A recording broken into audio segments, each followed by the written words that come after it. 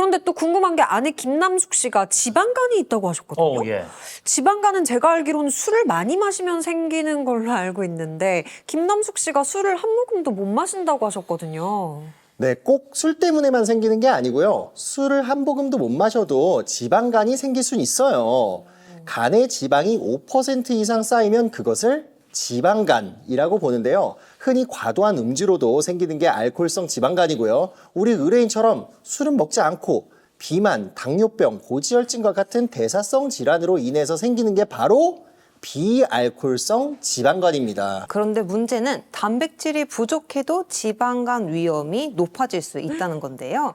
단백질이 부족하면 간에서 지방을 운반하는 아포단백이라는 지단백질의 합성이 감소하면서 지방이 이동하지 못하고 간에 쌓이기 때문인데요. 반대로 단백질 섭취가 충분하다면 비알코올성 지방간 발생 위험을 4분의 1 수준으로까지 낮춘다는 연구 결과도 있습니다.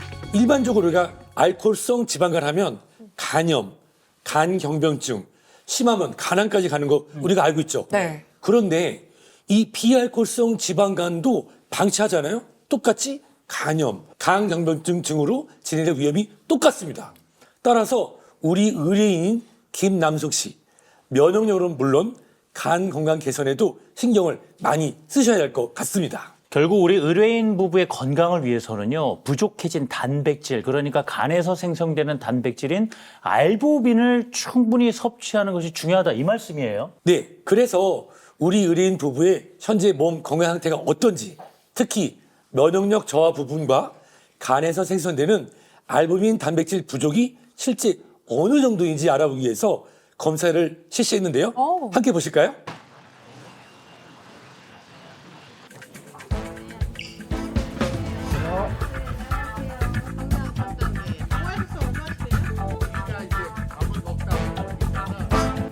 두 분 다 지금 면역력이 많이 떨어져 있으신 상태 같아요. 그래서 지금 현재 면역력 상태를 알아보기 위해서 NK세포 검사 그리고 알부민 검사 이렇게 진행하도록 하겠습니다.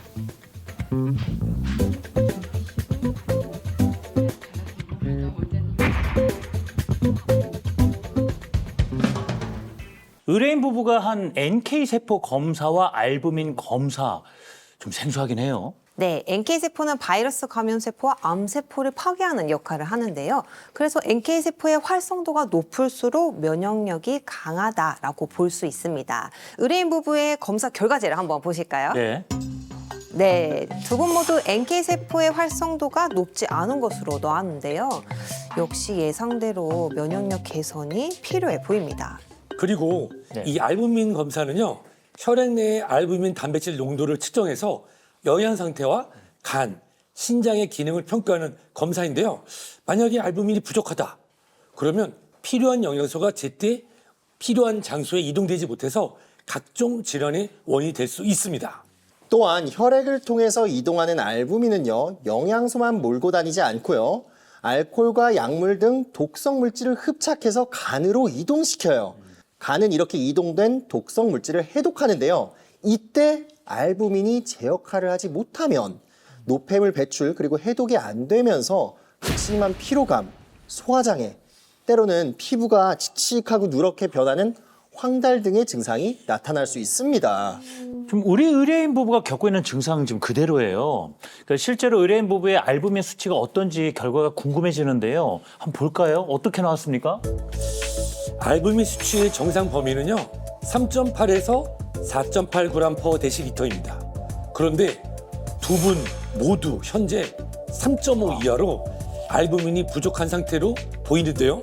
그래서 극심한 피로감과 근육의 손실, 면역력의 저하, 간과 신장 기능의 저하 등이 나타났다고 볼 수 있습니다. 문제는 알부민 수치가 낮으면 사망률을 높일 수도 있다는 건데요. 한 연구에 따르면 병원 내 알부민 수치가 1에서 1.4g/dL 사이인 환자의 사망률이 41%였다고 합니다.